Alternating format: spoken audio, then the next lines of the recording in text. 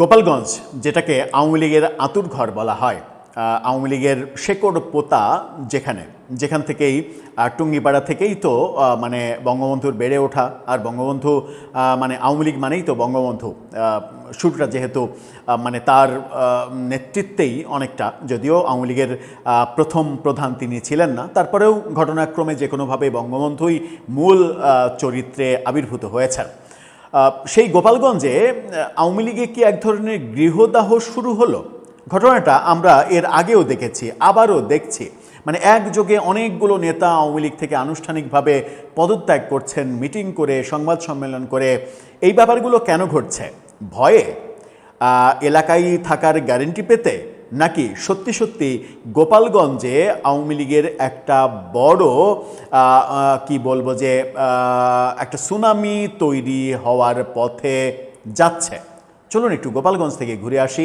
নতুন করে আবারও আওয়ামী লীগের বেশ ডাকসাইটি নেতাদের পদত্যাগ দল থেকে, এটা কেন ঘটছে?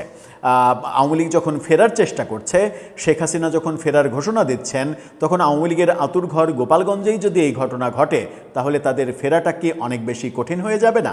সেই আলোচনাই করবে এই ভিডিওতে। থাকবেন পলিটিক্স টিভির নিয়মিত আয়োজনে।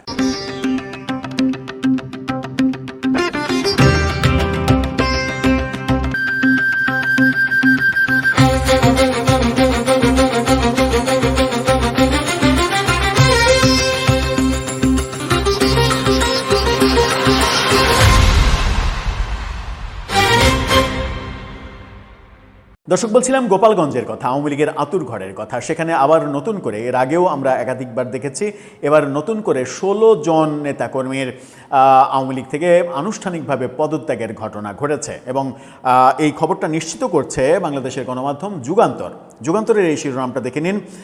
তারা বলছে একযোগে আওয়ামী লীগের 16 নেতার পদত্যাগ। 16 জনই নেতা। বলা হচ্ছে যে গোপালগঞ্জের মকসুদপুরে, একেবারে জায়গা মতো মকসুদপুরে আওয়ামী লীগ ও সহযোগী সংগঠনের 16 নেতার পদত্যাগের ঘটনা ঘটেছে। গতকালকে এই ঘটনা ঘটেছে। এখানে বলা হচ্ছে যে দুপুরে উপজেলার পশারগাতি ইউনিয়নে নৌকা প্রতীকের চেয়ারম্যান এবং ইউনিয়ন আওয়ামী লীগের সিনিয়র সহ সভাপতি আব্দুর রহমান মীরের কৃষ্ণাদিয়া গ্রামের বাড়িতে সংবাদ সম্মেলন করে তারা এই ঘোষণা দিয়েছেন। আওয়ামী লীগের যে চেয়ারম্যান ছিল তার বাড়িতে এটা হয়েছে।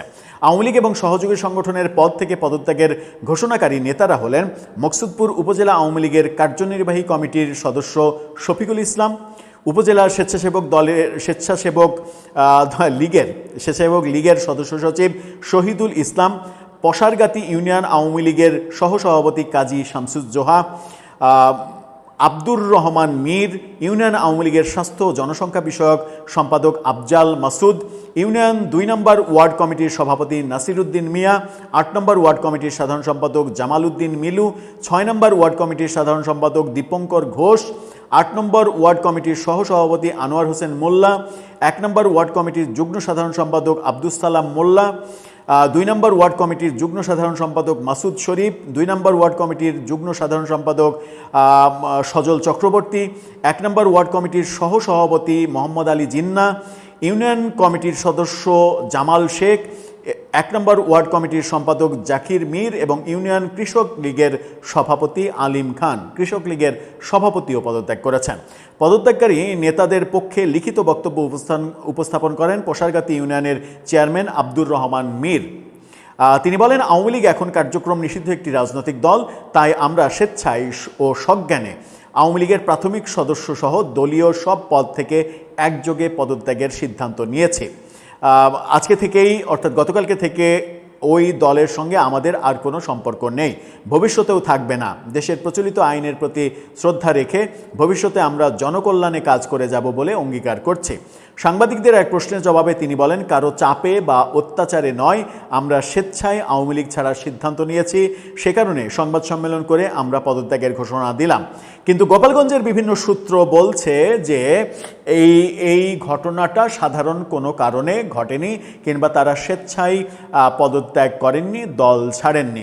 তারা বিভিন্ন রকমের চাপে হামলা, মামলা, এলাকায় থাকতে না পারার যে কষ্ট, অর্থনৈতিক কষ্ট, ব্যবসা বাণিজ্য করতে না পারার যে কষ্ট, সেই ব্যাপারে প্রতিনিয়ত পুলিশি কি বলবে টহল এবং পুলিশ ওত পেতে থাকে কাকে কখন গ্রেপ্তার করবে। এই ব্যাপারগুলো যে সারা দেশে ঘটছে, গোপালগঞ্জে ব্যাপারগুলো আরও বেশি নজরদারি দেওয়া হয়েছে এবং গোপালগঞ্জে সরকারের পক্ষ থেকে, ইউনূস সরকারের সময়ও আমরা দেখেছিলাম সরকারের পক্ষ থেকে সর্বোচ্চ যে প্রক্রিয়াগুলো, সেই প্রক্রিয়াগুলো কিন্তু নেওয়া হয়েছে।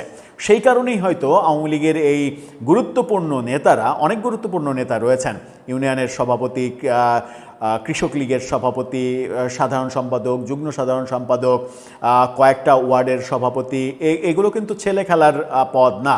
এই পদ থেকে যখন পদত্যাগ করছেন তারা, তখন বোঝাই যায় যে তাদের সামনে সবথেকে বড় গুরুত্বপূর্ণ ইস্যু হচ্ছে বেঁচে থাকা। আর এই বেঁচে থাকা কিংবা পরিবারের সঙ্গে একসঙ্গে থাকতে পারার স্বার্থেই যদি এই ঘটনাগুলো ঘটে থাকে, তবুও এটা আওয়ামী লীগের জন্য একটা অশনি সংকেত।